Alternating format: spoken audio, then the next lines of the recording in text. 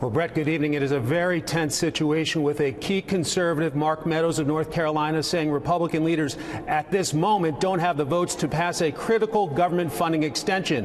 House GOP leadership aides say there is no change in plans, and Republican leaders are urging to get it done.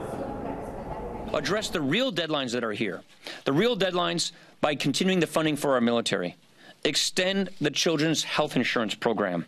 And instead of our men and women in uniform being treated like bargaining chips, we can keep working on getting the resources that they need. Pushing for an immigration fix this week, the House Democratic leader said she's a no. So having nothing to do with protecting our dreamers or anything else, we will be opposing this continuing resolution. To win some Democratic votes, the package includes a 6-year extension of children's health insurance. Pelosi's not impressed.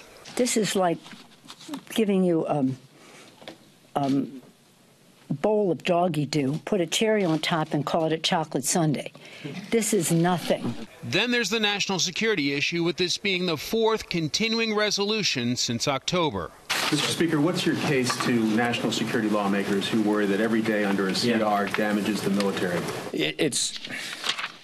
The CR is not good for the military, but what's worse for the military is a government shutdown.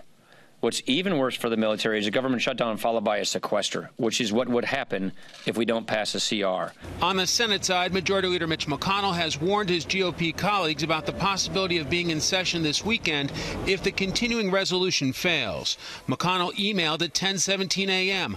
Plan to work, quote, if Senate Democrats follow through and are willing to shut down the government and the children's health insurance program. And McConnell called for GOP unity. We are strongest when we stick together. That will produce the best spending deal and the best DACA deal.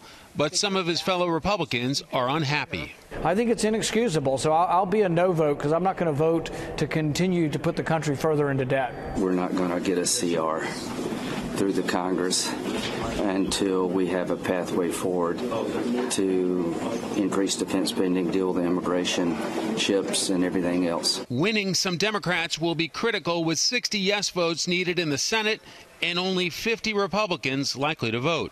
It doesn't resolve the fate of the dreamers. It doesn't include an increase in military funding that members from both sides of the aisle would support. It's just another kick of the can down the road because the Republicans, both in the Senate, the House, and the White House, can't get their act together. Interior Secretary Ryan Zinke tweeted today, we fully expect the government to continue operations. However, in the event of a shutdown, public lands will be as accessible as safely possible under the law.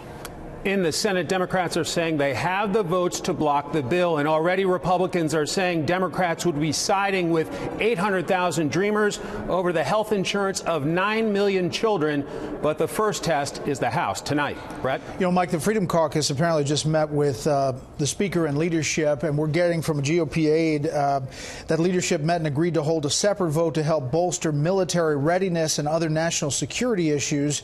And now the Freedom Caucus leaders are taking that to their caucus to see if they can support the continuing resolution. No question, ongoing negotiations, and there have been a lot of meetings back and forth trying to see if they can get those final votes.